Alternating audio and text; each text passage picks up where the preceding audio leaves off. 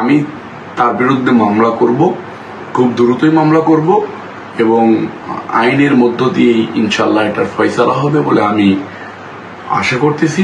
তবে এটা যদি নাসিরউদ্দিন পাটোয়ারি এরকম কন্টিনিউ সে যদি মেন্টালি সিক হয়ে থাকে, তাকে আমি ডাক্তার দেখানোর পরামর্শ দিব, না হলে রাস্তাঘাটে হুট করে একটা দুর্ঘটনা ঘটে যেতে পারে।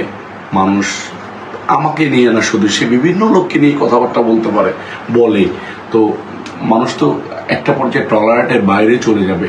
যে কোনো প্রকার কোনো দুর্ঘটনা ঘটলে, দুর্ঘটনা বলতে হয়তো কেউ একটা চট থাপ্পড় দিল,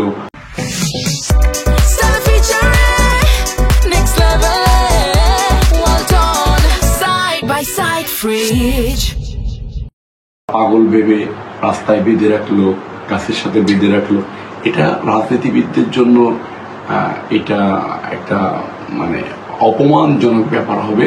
আমার কাছে মনে হয়েছে জাতীয়তাবাদী দল বিএনপি একটা বড় দল, এই দলের গুরুত্বপূর্ণ নেতাদেরকে নিয়ে সে কথা বলে নিজে ভাইরাল হওয়ার চেষ্টা করে এবং পাবলিকলি থাকার চেষ্টা করে। তার এলাকাতে দেখেছি তার বিরুদ্ধে জুতা মিছিল হয়েছে, ঝাড়ু মিছিল হয়েছে। যে নিজ এলাকাতে এরকম লাঞ্ছনার শিকার হয়েছে, সে বাংলাদেশের মানুষের কতটুকু আস্থা অর্জন করতে পারবে রাজনীতিতে আমার জানা নেই। দেখেন, আমি নেগেটিভলি কথা বললে অনেক কথা বলতে পারি, আমি সেদিকে যাব না। আমি দায়িত্বশীল জায়গা থেকে নাসিরউদ্দিন পাটোয়ারি সম্বন্ধে কথা বলার মতো মাইন্ড রাখি না, পার্সোনালি রাখি না। আমি তার সম্বন্ধে অনেক নেগেটিভ কথাবার্তা শুনেছি, বিভিন্ন কিছু খাইটায় বিভিন্ন জায়গা থেকে বিভিন্ন অকারেন্স করে থাকে। আসিফ নজরুলের বাসার একটা ঘটনা আছে শুনেছি। তো আমার কাছে কথা হচ্ছে যে সে যদি রাজনীতি করতে চায় তাহলে নিজের শ্রম মেধা দিয়ে পলিটিক্স করে মানুষের মন জয় করে ভালো হোক, ভালোভাবে রাজনীতি করে মানুষকে ভালো কিছু দিক, আমি সেটা তাকে পরামর্শ দেব।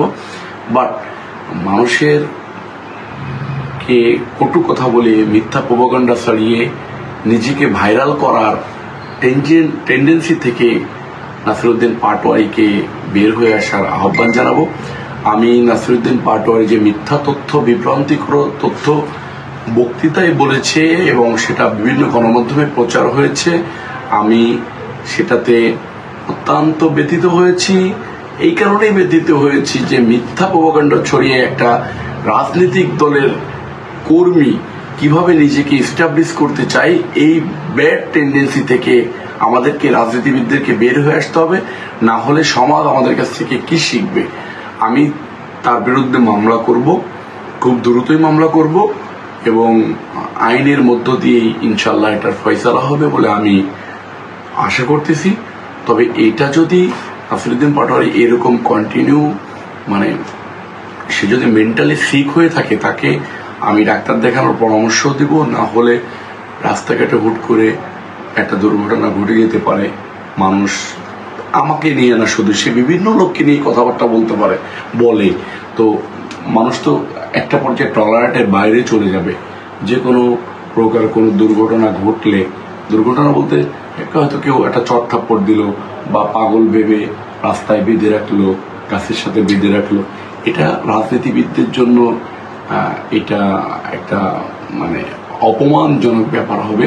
আমি সেই কারণে তাকে পরামর্শ দেব যে আপনি পলিটিক্স করলে সুস্থ ধারার পলিটিক্সে থাকেন, মানুষকে নিয়ে বাজে মন্তব্য এবং মিথ্যা প্রোপাগান্ডা ছড়ানো থেকে বিরত থাকেন।